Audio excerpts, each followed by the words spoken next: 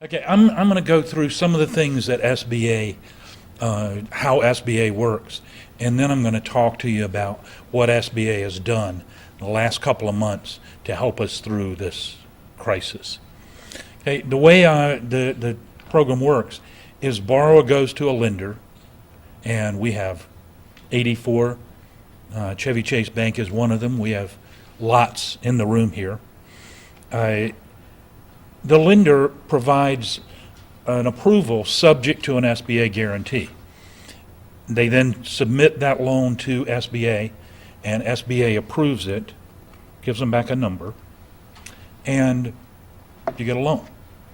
Here are some of the things that you have to bring to the table. Your business must be for profit. We don't do anything with nonprofits, unfortunately. You have to be a small business, of course. We are the Small Business Administration. And it has to be for an eligible purpose. No investments, no speculation, so no rental properties, that sort of thing. And no lending, and of course has to be legal. We used to do multi-level marketing. We used to do a lot of Mary Kay, but we got out of that. We didn't do so well in that. That was when we were doing a lot of direct lending, and we don't do any direct lending anymore. The only direct lending is through our disaster program, and hopefully you never have to use the disaster program. Okay, no more than 30% revenues from gambling. That's for the liquor stores and drug stores and the like that have the lottery machines and that sort of thing. No pornography. Again, illegal. Borrower requirements. Bill already talked about good character.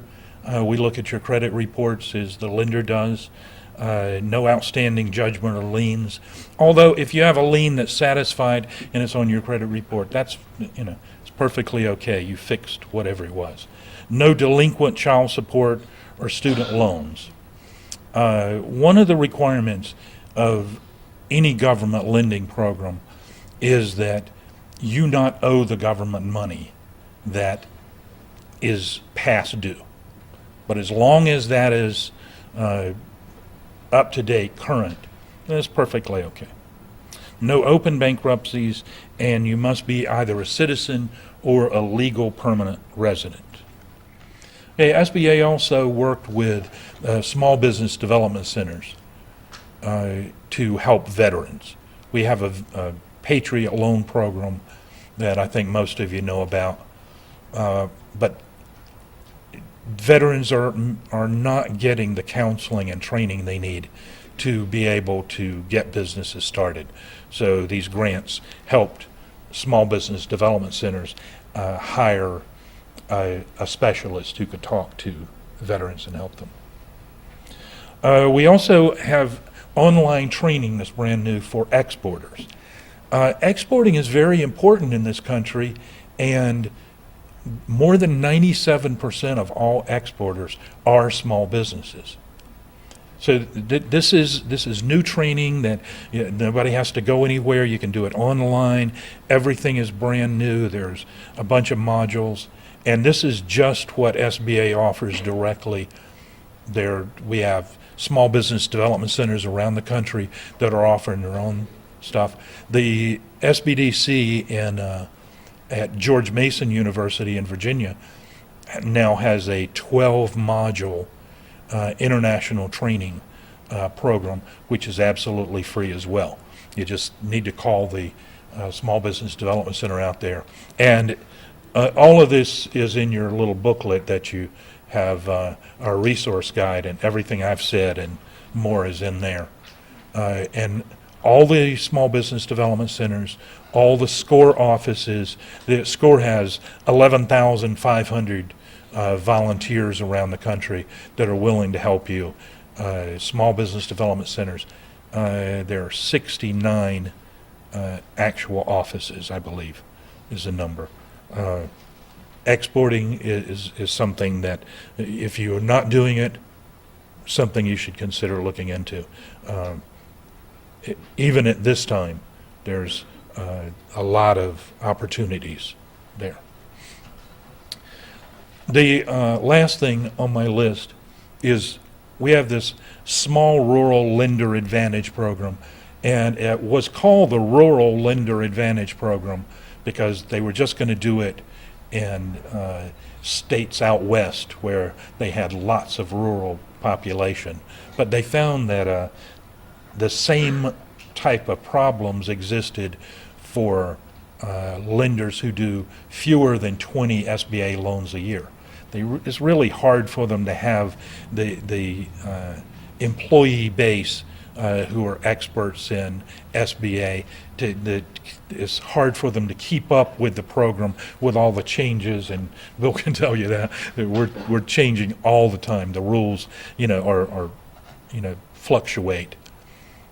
So they need a little more help than the big lenders do.